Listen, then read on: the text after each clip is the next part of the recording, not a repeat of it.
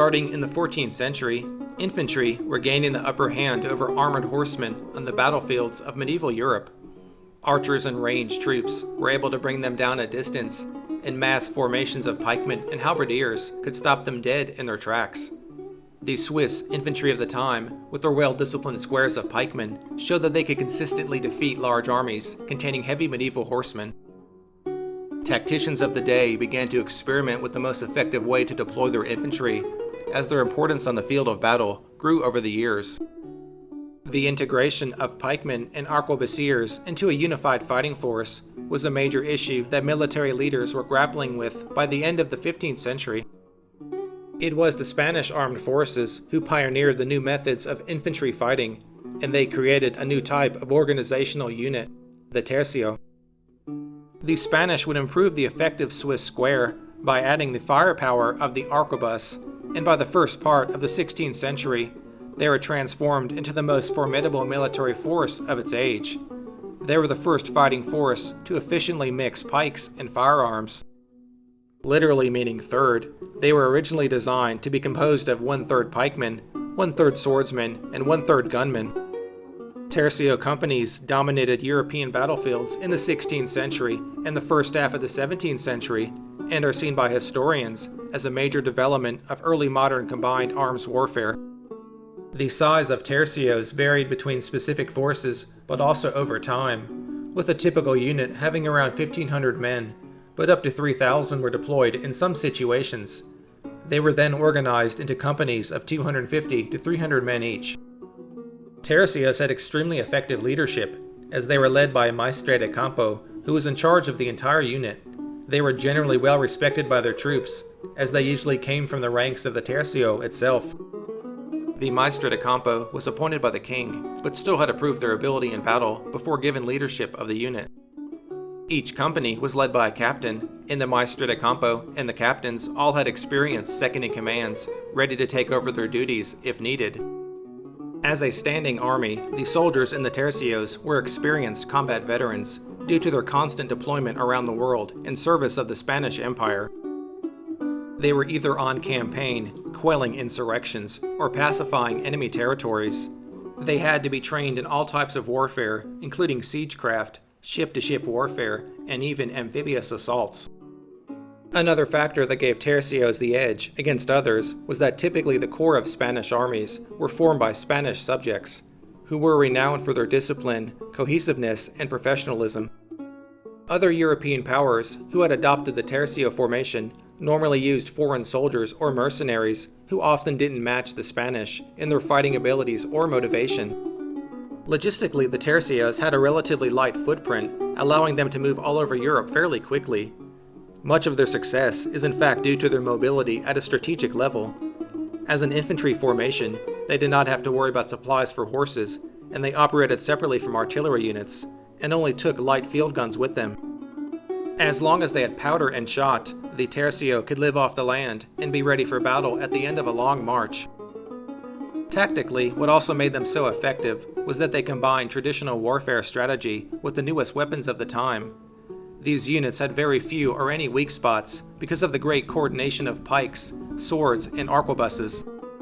The pikemen would protect the other soldiers within the unit from enemy cavalry or infantry charges. The swordsmen would be placed near the pikemen in case the unit was reached and close-range combat was needed. The gunmen were positioned to attack and harass hostile units. Also, they were used to degrade the effectiveness of enemy pike squares, diminishing their capacity to resist offensive attacks. As the firearm rose in prominence, the use of swordsmen declined and were phased out in the coming centuries. Eventually, Spanish commanders also solved major problems that plagued the effectiveness of using gunmen in battlefield formations. Both the arquebus and the later muskets were highly inaccurate, and only massed volley fire could be effective. Also, the rates of fire were agonizingly slow, as getting off 1 round per minute was considered a good rate. Gunners simply could not shoot accurately enough and fast enough to stop a charge of enemy infantry. To combat this issue, Spanish commanders imposed strict fire discipline. Gunmen were formed up in depth and trained not to fire without orders. The procedure was for the first rank to deliver a single-massed volley on command, and then retire to the rear to reload. The second rank would then step forward, aim, fire on the order, and retire, and so on as the tercio could deliver volley after volley against an advancing formation of enemy troops. By 1590, the Spanish were able to maintain a constant rate of fire by rotating ranks of gunmen through one another. In battle, the tercios were generally more maneuverable and had more extensive skirmishing abilities than other pike and shot formations. Their companies could maneuver independently in battle, with later versions of the tercios having up to 4 blocks of mangas. Mangas were a detachment of 100 to 400 men that were more mobile than the regular tercio formations. They would detach themselves from the main tercio force to harass enemies and keep them engaged in combat. Mobile formations of Spanish arquebusiers, reorganized to the flanks, were decisive at the Battle of Pavia in 1525 against the Kingdom of France. The highly effective Spanish gunmen caused tremendous casualties to the French forces, which were virtually annihilated during the battle. The victory led to the rise of Spanish Habsburg domination in Italy. Even in defeat, the skill of the Spanish tercio won them fame and admiration throughout Europe. During the siege of Castelnuovo in 1539, about 4,000 Spanish defenders were attacked by 50,000 soldiers of the invading Ottoman Empire. After weeks of valiant resistance, the walled town was eventually taken by the Ottomans. However, the Ottomans suffered 20,000 deaths in the assault, while the Spanish lost almost everyone in the heroic defense against all odds. The difference between Spanish tercios and other armies using the same tactics was highlighted at the Battle of Nördlingen against Swedish-led Protestant forces in 1634 during the 30 Years' War. The 30 Years' War started as a struggle between Catholic and Protestant states, but eventually evolved over the years into a general conflict between the great European powers. At the time, the Swedish army was considered one of the strongest, if not the strongest, and most effective in Europe. Also, they had already defeated other pike and shot European powers in numerous battles. However, it was the highly trained Spanish troops that made the difference between victory and defeat. During the engagement, the Spanish would use a special tactic to reduce the effect of the powerful Swedish gunfire. When a Spanish officer would see the Swedish prepare to fire, he ordered his men to kneel and let the bullets pass over their heads, and then counterfire a volley. The tercios withstood relentless assaults and stood their ground against the Swedish-led forces, with successful counterattacks leading them to victory. By the end of the 2-day battle, the Swedish army was completely routed. Although only a small part of the overall Roman Catholic army, the Spanish tercios were a decisive factor in the battle. Extraordinary unit cohesion of the Spanish tercio is another key reason for their effectiveness on the battlefield.